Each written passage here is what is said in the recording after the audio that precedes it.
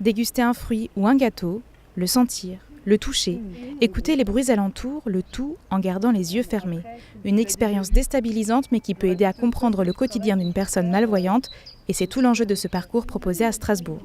C'était très déstabilisant au début, de faire confiance à une personne. Je me suis pas repérée du tout, c'est clair. Mais après, au niveau de la végétation, ça allait. J'arrivais à me déplacer et à éviter certains obstacles. C'est une belle expérience à faire, je pense, pour pouvoir se rendre compte de ce que vivent certaines personnes au quotidien. Ça permet d'être un petit peu plus attentif aussi sur d'autres choses. Tout à l'heure, on est passé à côté d'une petite rivière. Donc voilà, le guide m'a aussi interpellée pour bien me faire voir qu'il fallait aussi que j'éveille d'autres sens. Pour leur guide, Rachel, participer à ce type de rencontre est un moyen de faire accepter le handicap sans le stigmatiser.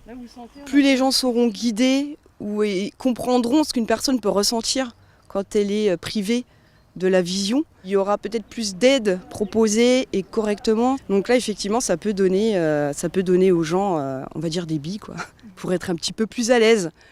Parce qu'on remarque souvent que quand il y a une personne non-voyante qui arrive face à nous avec une canne, on voit souvent les gens se pousser, il y a une peur, il y a une crainte, il n'y a pas le visuel, donc on ne sait pas trop comment faire.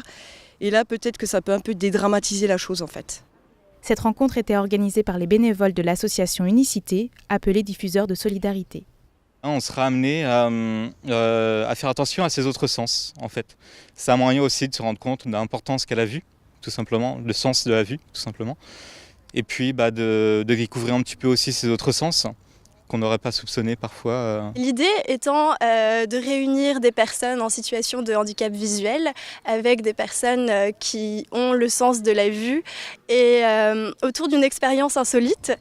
Provoquer les rencontres et l'engagement, un moteur que les bénévoles utilisent pour plusieurs causes. En parallèle de cette animation, les diffuseurs de solidarité organisent aussi des disco-soupes, un tricoton solidaire et des rencontres interculturelles.